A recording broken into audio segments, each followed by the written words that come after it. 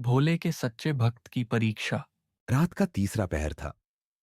घना अंधेरा और घने जंगल के बीच से एक श्रद्धालु चला जा रहा था। उसका मनोबल अडिग था, क्योंकि वह अपने भोलेनाथ के दर पर जल चढ़ाने जा रहा था। पैर कांटों से लहूलुहान थे, बदन पसीने से भीग चुका था, लेकिन उसके होठों पर महादेव का नाम था। हर हर महादेव। वह कोई साधारण भक्त नहीं था। उसका नाम माधव था, और पिछले 10 वर्षों से वह हर महाशिवरात्रि पर 40 किलोमीटर दूर पहाड़ी मंदिर में जल चढ़ाने जाता था। लोगों ने कहा, अब उम्र हो गई है माधव, इतनी कठिन यात्रा मत कर।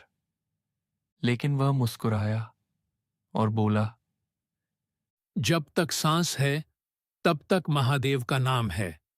जब तक शरीर में जान है तब तक जल चढ़ाऊंगा। उस रात भी जब वह शिवधाम की ओर बढ़ रहा था, अचानक तेज बारिश शुरू हो गई। जंगल की पगडंडियां दलदल बन गईं, पैर फिसल गए और माधव नीचे गिर पड़ा। घुटने छिल गए, हाथों में चोट लग गई, लेकिन जल से भरा लोटा हाथ से गिरने नहीं दिया। थोड़ी देर सुस्ताने के बाद वह फिर उठा और चल पड़ा। अब तूफान और तेज हो चुका था।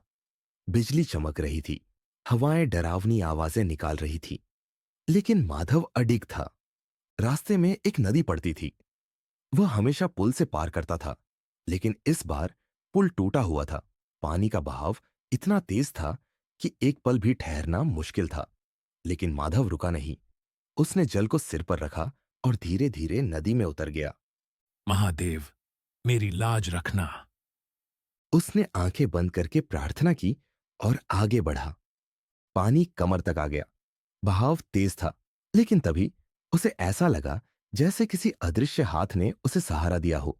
कुछ ही देर में वह नदी पार कर चुका था। उसने सिर उठाकर आकाश की ओर देखा।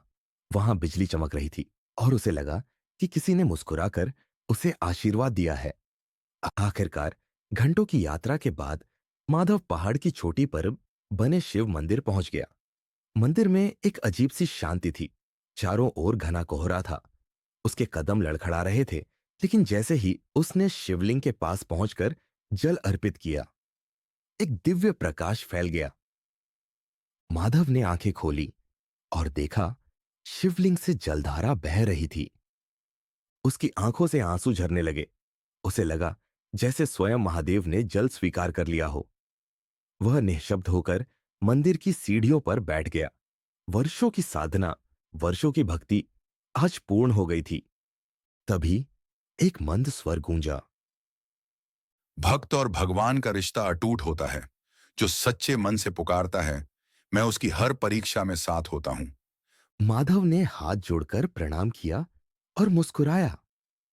उसे अब कोई थकान महसूस नहीं हो रही थी। वह जानता था महादेव ने उसकी भक्ति स्वीकार कर ली थी। हर हर महादेव।